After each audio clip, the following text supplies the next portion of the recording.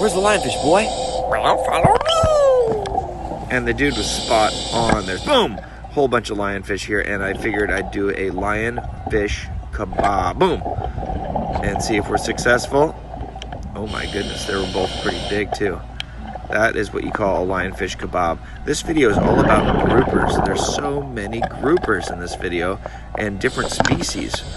So if you were wondering what types of big old natural predators we have in our area, boom, other than these invasive lionfish, then you are in for a treat. People have been asking in the comments quite a bit, why don't you just leave this fish alone? And the answer is, by leaving this fish alone, we are killing millions and millions and millions of other fish. So, you know, what do you want? Look at these guys. Wow, isn't that cool? There's just this never-ending stream. These are mackerel scad.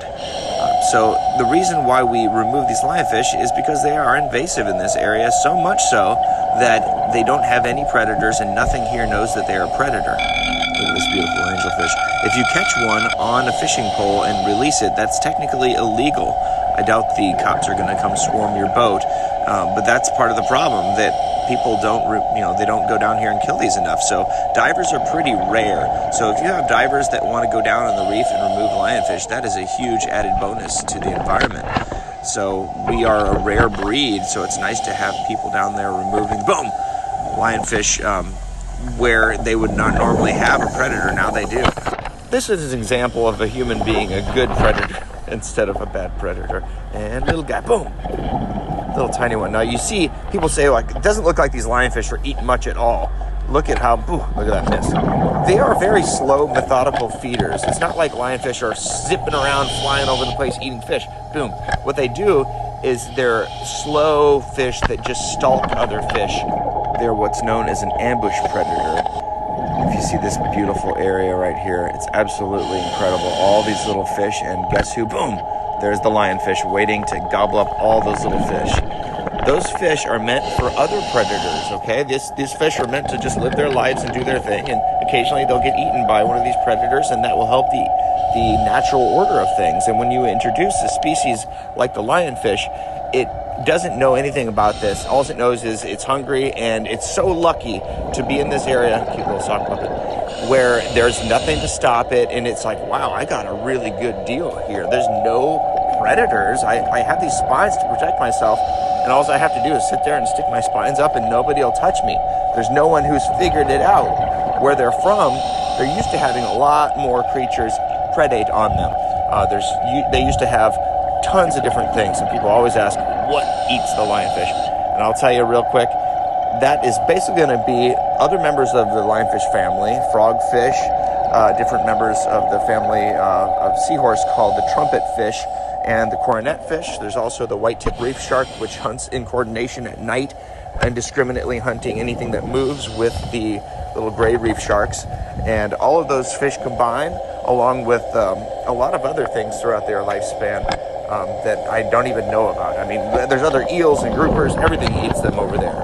It's just nothing knows how to eat them here because it didn't evolve here. They're not used to dealing with such a fish that has such good protection. So that is it. Look at this sponge. This is a gorgeous, gorgeous sponge, and I don't want to shoot into it, so I find the right angle, boom, and just perfectly get that guy out of there. There's some decent corals in this area. Super pretty. We're about to see some of these groupers I was talking about earlier. Right in the beginning of the video, of course, we saw that cute little red grouper. Actually, it was a pretty good sized red grouper, I will say. And once again, boom, I don't want to hit that barrel sponge, so I come in at the proper angle and snipe that guy right off the side. Now, these are so good for the environment to eat that you're actually, when you eat one of these, it's better for the environment than eating broccoli. I mean, it's amazing. Now, see that fish there? That is a black grouper. It's a small one. It's very young, and the coloration is very speckled and pretty. And then we have right afterwards this gorgeous red grouper. Look at his cool mohawk. I love the way that their fins are. They go straight up like a little mohawk on top of their head. And look at this queen angelfish with that beautiful yellow tail. And they led me right to the big boy. Boom! That's a pretty good sized fish. And I didn't get a kill shot, as you can see, by him swimming away from me. Sometimes if you just get them through the gill plate, they'll have tons of energy and they'll be able to get away from you. There he is. Put him in the container. We're going to put him on ice, which gets rid of them as quick as possible. Look at this. That is a gag grouper. Gag groupers are pretty rare for me to see. Usually they're a little bit deeper in the ocean.